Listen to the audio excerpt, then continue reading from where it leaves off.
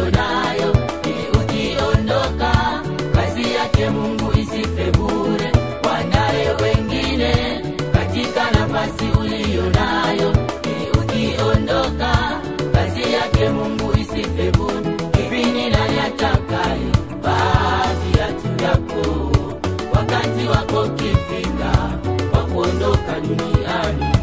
Hivi ni nani atakaye vaa viatu yako wakati wako kifika wa kuhama makazi yako?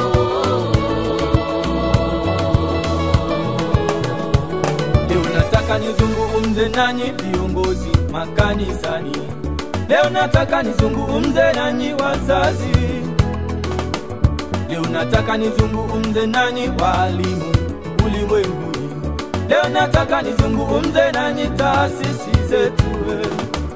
Leo nataka nizungumze na yeyote yule aliye kwenye nafasi ya juu.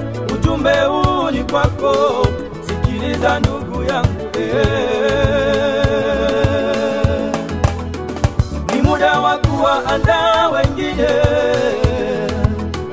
watakao kuja kuchukua usukani baada ya sisi kuondoka duniani au kuhama makazi yetu.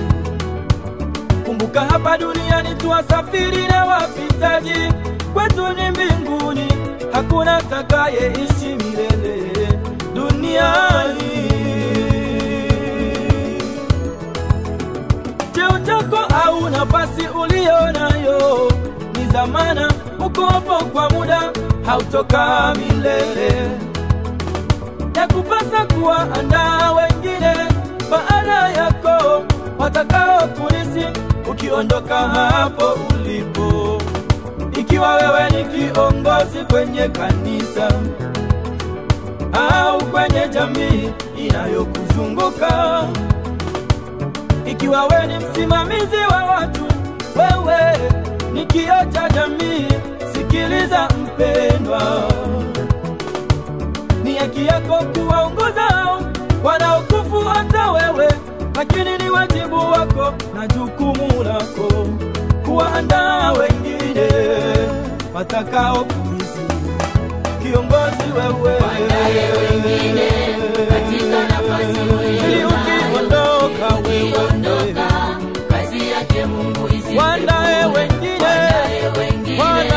katika nafasi ili ukiondoka wewe kazi yake Mungu isife. Hivi ni nani atakaye ni nani unamwandaa nani kiongozi mwenza kuondoka duniani? Ni nani atakaye ni nani unamwandaa nani wewe kwa kuhama makazi yako? Saidie.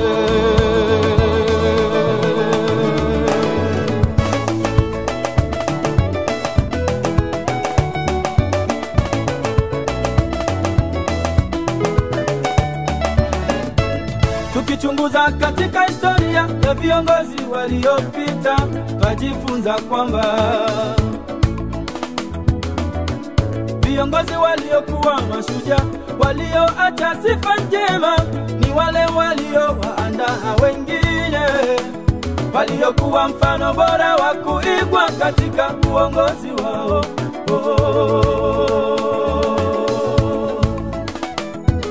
Hata katika maandiko matakatifu twajifunza kwamba baadhi ya viongozi waliofanya kazi na Mungu waliwaandaa wengine kabla ya wao kuondoka na kuwa mfano bora wa kuigwa katika uongozi wao.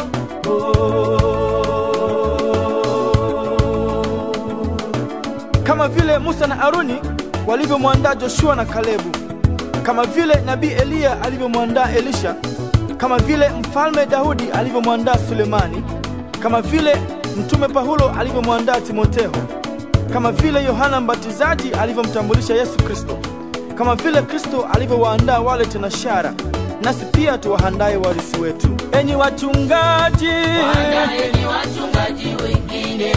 Nanyi waalimu, waandaeni waalimu wengine. Viongozi wa serikali, waandaeni viongozi wengine. Idara heshima zote jamani. Waandaeni warisi wenu.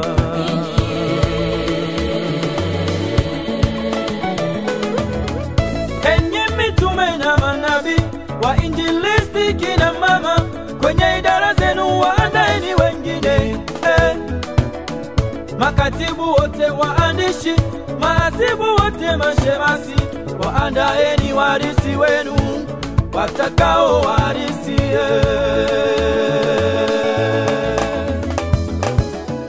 Waimbaji wa nyimbo za Injili, viongozi wa vijana, wahudumu wetu pia waandaeni wengine. Wapiga vyombo kanisani, watu wa media pia, mnaohifadhi kumbukumbu ya ibada zetu, waandaeni wengine Baba. Bila kusahau walimu wa Sunday school na maidara mengine, maskofu wetu nanyi pia, waandaeni warisi wenu.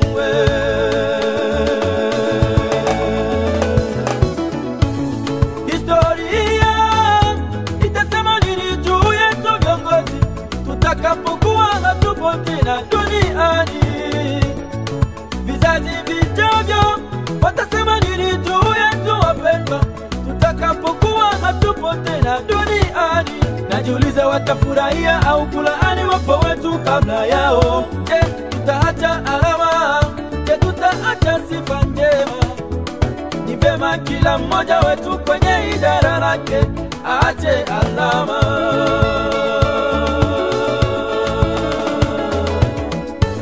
Tuwaandae wafuasi wetu waje kuwa viongozi wa kesho, ili vizazi vijavyo, hata kizazi cha nne, katika miongo minne ijayo, wapendwa watakao kuja nyuma yetu wasihangaike.